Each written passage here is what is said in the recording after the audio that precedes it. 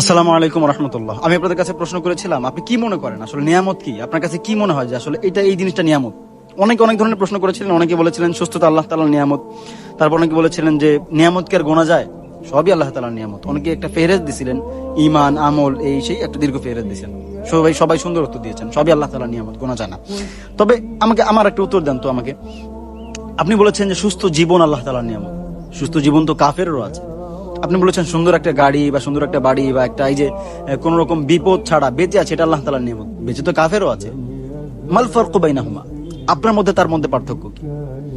কোষ্টি পাথরের কনসেপ্ট আপনাদের সাথে শেয়ার করি। সেটা হচ্ছে, আপনারা জানেন যে আগে আপনারা পড়তেন বা আমরা পড়তাম এবং গোপাল ভাঁড় ইত্যাদি কার্টুনের মধ্যে দেখানো হতো যে কোষ্টি পাথর এমন একটা পাথর বা এমন একটা ম্যাটেরিয়াল যেটা হচ্ছে যেই কোনো ম্যাটেরিয়ালের সাথে যুক্ত হলে সেটা স্বর্ণ হয়ে যায়।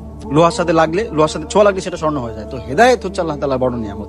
হেদায়েত এমন নিয়ামত, এমন জিনিস, এমন কোষ্টি পাথর, যেই কোষ্টি পাথরের সাথে যে কোনো জিনিস ছোঁয়া লাগবে সেটাই আল্লাহ তাআলার নিয়ামত হয়ে যাবে। অসুস্থতা, আচ্ছা অসুস্থতা কি কখন নিয়ামত হতে পারে? তবান হতে পারে। কখন? যখন হেদায়েত থাকবে আপনার ভিতরে। হেদায়েত বলতে আপনার ভিতরে যখন হেদায়েত আছে, যখন আপনার অসুস্থ হবেন, আপনি তো জানেন আল্লাহ তাআলা একটা মুমিনের পায়ে যখন কাঁটা ঢুকে বা কাঁটার আঘাত লাগে, তখন কিন্তু আল্লাহ তাআলা ওই কাঁটার ব্যথার বিপরীতে মুমিনের গুনাহ ক্ষমা করে দেন। তবে আর নিয়ামত, ব্যথাটাও নিয়ামত। অর্থাৎ আপনার ভিতরে যখন ঈমান থাকবে, ওই আপনার কাছে ওটা কেমন যেন একটা কোষ্টি পাথর। ওই কোষ্টি পাথর ঈমান, হেদায়েত, এই কোষ্টি পাথর যখন থাকবে, আপনার প্রত্যেকটা জিনিস, আপনার ওঠা বসা, চলা ফেরা, ভালো জীবন, খারাপ জীবন, সব জিনিস আল্লাহ তাআলার নিয়ামত। সব জিনিস আল্লাহ তাআলার নিয়ামত। আপনার কাছে ওই যে কোষ্টি পাথর নেই, আল্লাহ তাআলার ওই হেদায়েত নেই, আপনার কাছে কিছুই নেই। সব আল্লাহ তাআলার গজব।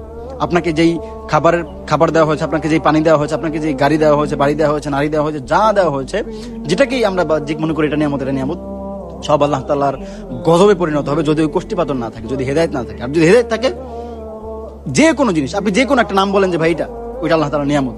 আপনি দুঃখে কষ্টে আছেন, সেটাও আল্লাহ তাআলার নিয়ামত যদি হেদায়েত থাকে। তো আমরা বুঝলাম যে প্রকৃত নিয়ামত, বা আমি যদি এক কথায় আপনাকে বলতে বলি, আচ্ছা ভাই বলেন নিয়ামত কি, আপনি বলবেন হেদায়েত। হেদায়েত থাকে তো সব নিয়ামত, হেদায়েত নাই তো সব গজব।